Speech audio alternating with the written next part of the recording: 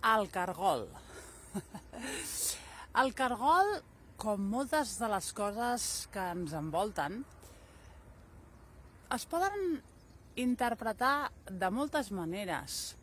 Poden tenir molts símbols.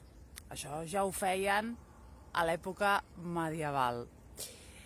Es tracta simplement de mirar i inclús de projectar-se cap al que un veu.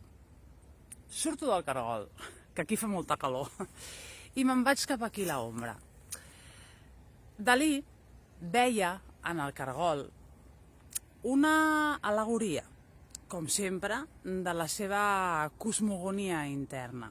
Ell ja ho deia, la meva obra és un reflexe de la meva cosmogonia interna. I què vol dir la seva cosmogonia interna? Doncs vol dir els seus traumes, doncs vol dir els seus interessos, però sobretot vol dir qui és ell, no? Què li ha passat amb ell?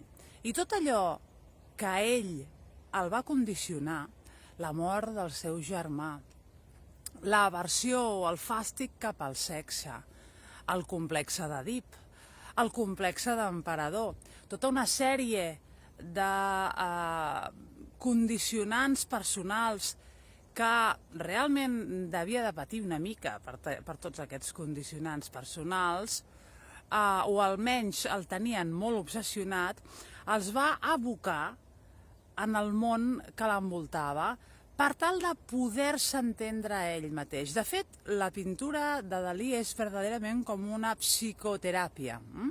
Ell mateix ja ho deia, és el mètode paranoico-crític. Ell mateix s'estava aplicant un mètode per conèixer-se a ell mateix, no? Què vol dir això? Vol dir que el cargol, per exemple, que el tenim aquí, ara potser ja no es veu, el cargol, doncs què és el cargol? És una cosa que entra a dins d'una concavitat, no? És el símbol de la penetració. Es pot veure de moltes maneres, però és el símbol de la penetració. És humit, com també és humida la còpula. Si veiéssim per aquí també veuríem una llagosta, com Dalí mateix veia, com Dalí mateix veia en els seus paisatges. Les llagostes, els cargols, les pedres.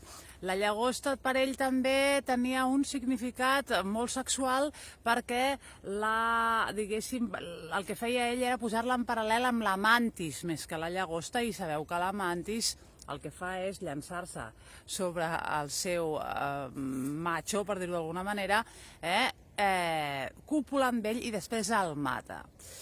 Què més tenim de símbols de Dalí? Per aquí segurament també en trobaríem, no?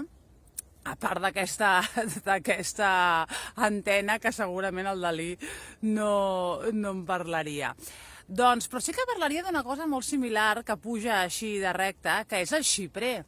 El xiprer també és símbol fàl·lic, com ho serà el peix, per exemple, el peix que ell podia tenir doncs, a Cadaqués. Ell va tocar amb el peix quan era petit i sabeu que el peix és humit de nou i té una forma fàl·lica. A partir d'aquí se li activa un fàstic contra el sexe, tal com ell explicarà a La vida secreta, que potser és el llibre que més us recomano per entendre una mica de què va aquest autor, no? Què més tenim per aquí que ell li pogués interessar? Els ocells. Els ocells no són tan delineants, sinó que són més surrealistes. El bec.